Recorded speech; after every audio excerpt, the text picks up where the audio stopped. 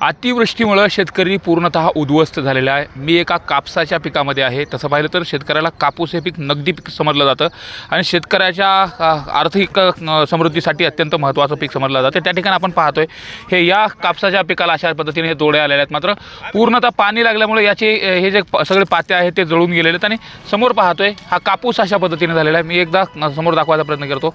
असा जर पूर्णतः हा कापूस जे पांढरं सोनं म्हटलं जातं ते अक्षरशः काळवून गेलेलं आहे, काळं झालेलं आहे। आणि एकंदरीत हे जर पूर्ण आपण हा बेल्ट बघितला तर पलीकडे सोयाबीन आहे, इथं कपाशी आहे आणि कपाशीला अशा पद्धतीने बोंड लागलेलं असताना त्याला जर पाणी लागलं तर कपाशी हे संवेदनशील पीक आहे, त्यामुळे पाऊस त्याला चालत नाही। याची मुळं सुद्धा खालून जर बघितलं तर मुळं सुद्धा अक्षरशः सडून गेलेले आहेत आणि समोर दाखवायचा प्रयत्न करतो। आता सुद्धा मी जर या ठिकाणी आलो तर पाऊस झाल्यानंतर तब्बल आता 3 दिवस झालेत, मात्र तरीसुद्धा गुडघ्या इतकं पाणी आहे।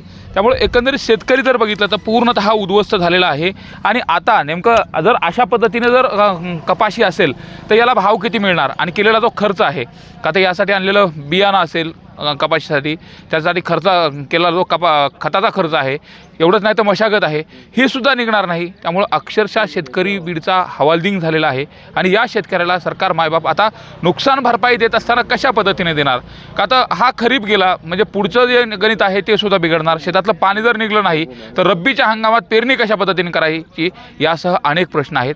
त्या शेतीवरती अवलंबून असलेले जे घटक आहेत, कुटुंबातील सदस्य आहेत, त्यांच्या दृष्टिकोनातून आरोग्याची समस्या असेल, शिक्षणाची समस्या असेल, ती कशी भागवायची यासह अनेक प्रश्न उपस्थित होत आहेत।